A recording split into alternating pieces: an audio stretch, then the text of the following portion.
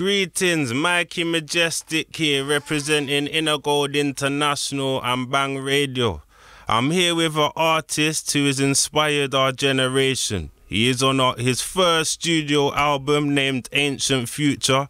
It's a man really who needs no further introduction. I'm here with Mr. Protoje. Greetings, King. Yes, man. They are blessed. How you stay? Yeah, I'm good, King. Nice to, meet the eye after hearing the eye's music 3 albums deep. Yeah. So it's nice to, see the eye face to face. Alright, yeah, man. So, yes, you surprised the whole of the UK last August when you appeared from, like, the Mystics out of nowhere to come on the stage with Chronics. How does it feel now to be headlining your own show here in London? Yeah, it's crazy. Not even a year has passed since that happened. First of all, big up, enough respect to a man called Chronics for inviting me. I was in Germany mixing my album, and I was like, yo, it's only a 1-hour flight, let me just go. And he really introduced me physically to the UK audience, and it was a great look. Still one of my favorite nights of being on stage ever. So it's a joy to be in the same venue, walking through the same entrance that I did that time with my band on the stage waiting for me this time. Yes, sir. So 2015 has started off very strongly for you. You was named on the BBC's Hot for 2015 list. Your album's #1 in the Reggae Billboard charts. Is it something you could have imagined all those years ago when you used to wait for Colin Hines outside Fame FM? Nice, you know the thing now, you know the real story then. Yeah, listen, yes, I always imagined all of this. I just was working towards it. It's not like I didn't see it happen, and I just knew that I needed to work hard, and it wouldn't be easy, and it's not given to you. You have to really go for it and take it. So, but if you don't have a vision of where you want to go, it's very hard to go there. So yes, I definitely imagined it, but I'm definitely very grateful that it's happening now. Because nothing is promised at the same time. It doesn't have to happen. You don't even have to be living.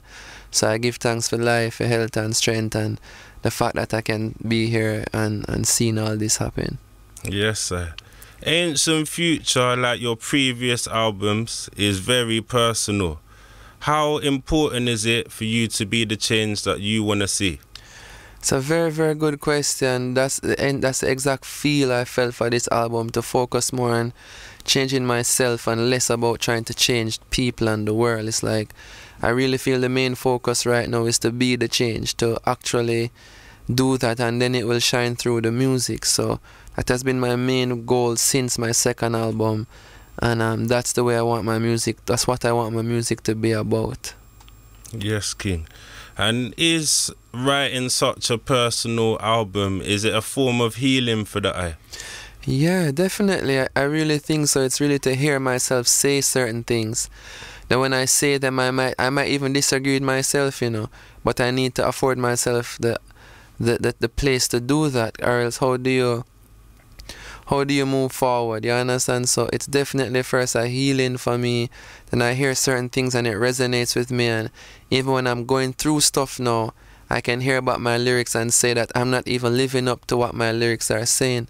So I have to try harder or go a different route, or you know what I mean, like really going back and forth, because I'm not perfect and I make mistakes, and every day I face decisions whether I can be good or bad every day, and sometimes I win, sometimes I lose, Yes, King.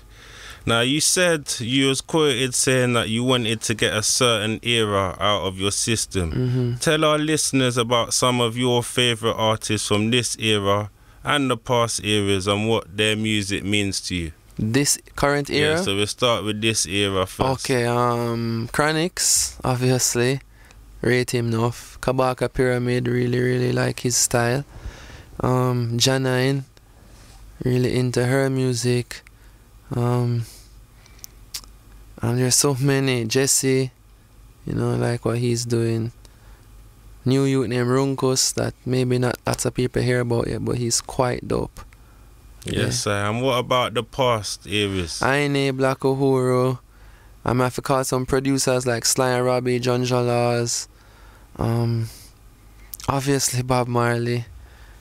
And You know, the whole Wailers crew, Peter Tosh, Bunny Wailer, Jacob Miller, enough people. But Ainika Mose, main, and Hugh Mundell for sure. Yeah, some big artists there. Yeah. I have to big you up on the documentary that you made to go with the album. Oh, you like it? Yeah, very inspirational. And Yes, the next thanks. question relates to that.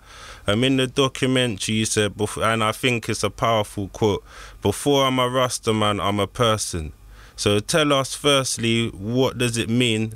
So what was the inspiration firstly behind those words for you to come with a quote like that? It was because I feel a lot of the times when you're portrayed as like a Rastafari, you're held to different standards by what different people think being a Rasta should represent.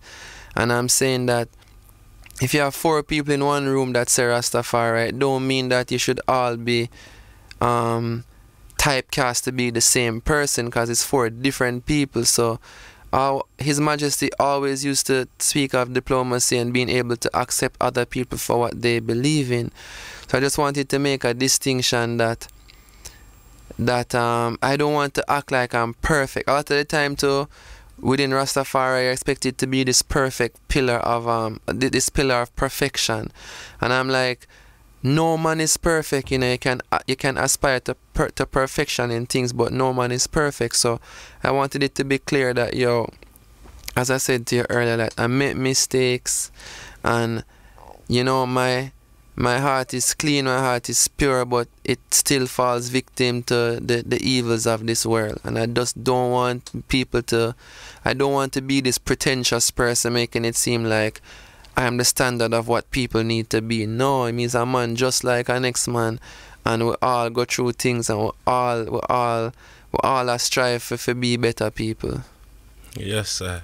And some people refer to you as being like a voice of this new crop of artists that are coming through. Some call it the Reggae Revival, the Reggae Revolution. I mean, how does it feel to be seen as one of the leaders of such a great group? It's very humbling, I would say. Like, it's very humbling, and a lot of the artists that coming up or that, within this movement really show me a lot of respect, and as I do them too, it's reciprocated.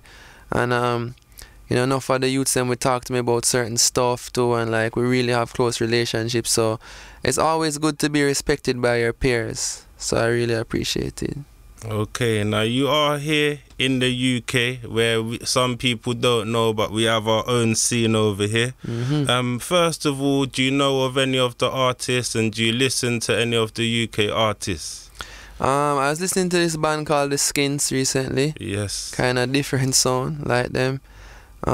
Since I've been here this trip, everywhere I go, everybody I meet telling me about this artist named Kiko Bun. And so I listened to his stuff last night. He's nice. I like Liam Bailey. He's doing his thing.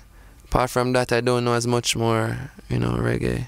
Okay, well, we bought some stuff with you that I will give to you, because, we are all artists, and, I will make sure that you get some CDs, no problem. Yeah, for sure.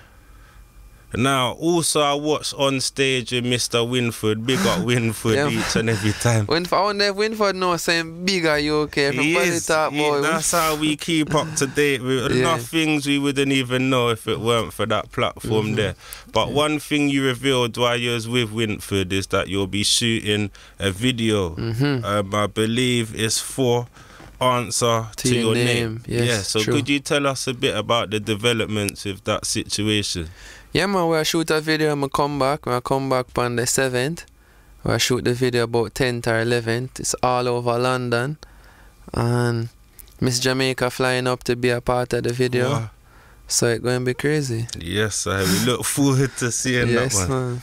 Now, you're a man that, every time I check the social media, the Instagram, Twitter, you're always on the road. Like, I remember even seeing a couple years ago where you even showed your case just full of food, like water. Yeah, we need to start caring about them things up on the road. We're slipping. Yeah, so I Long see. time we not bring no crackers and chunks and grace, beer things. I have to go start back. But you suppose you can find them thing in a supermarket or London. What's that there? Ginger tea, man. Ginger tea. Essential. Paris play keyboard with indignation. Okay, big up Paris each and every time. So, you know, talking about the theme of travelling, you've probably seen a lot of places that a lot of Jamaicans or a lot of people generally haven't seen. So would you say that travelling has helped you expand and grow, firstly as a man and as an artist? Yeah, man, without question, that's one of the most important things. And they say reading opens your imagination, so reading is very essential for youths. But like to see stuff, you know, I really wish that lots of youths in Jamaica could get to just go on a trip and just see the rest of the world. It would do so much for them, for people to open their minds up. And I think that has done that for me, and definitely as a person, which without question makes it true so too for being an artist. Yes, sir. And two more quick questions. First one, do you have a quick message for the next generation of artists coming through? Yes, cherish the time before your music gets exposed, because it's such a true and private and sincere time of your career when you don't have any shows, you don't have any interviews, you don't have studio, you don't have anything apart from your time to work on your craft. And I think that because I was so long working on my craft, like I have material that is 10 years old that's sitting in the pocket waiting to come out, and I think that makes your catalog be like you're so prepared now that you'll never hitch again with music. So the best part of an artist's career, and I can tell you because I've been through both, the best part of artist's career is before everything kicks off. That time, you'll never be able to recapture that time, so make use of it. Yes, King. And last one, I'm going to put it on you a little bit. I believe now that you're a fan of boxing. Yeah. So we got the big Never, you can never bet against Floyd Mayweather. I know that's what you're going to ask. Never, ever bet against Floyd Mayweather. I won't do that. So we'll see. Manny Pacquiao is one of my favorite boxers of all time. Like I was probably a Manny Pacquiao fan before a Floyd Mayweather. I learned so much from sports. Is such a huge influence on my music. People would have no idea. Because people would be like, oh, you watch boxing? I was like, yo, there's so much to learn. Because, for example, for Floyd, he's always at the weight he fights at. He never has to go down in weight or go up. Or if you call Floyd today and be like, yo, we need you to fight pay-per-view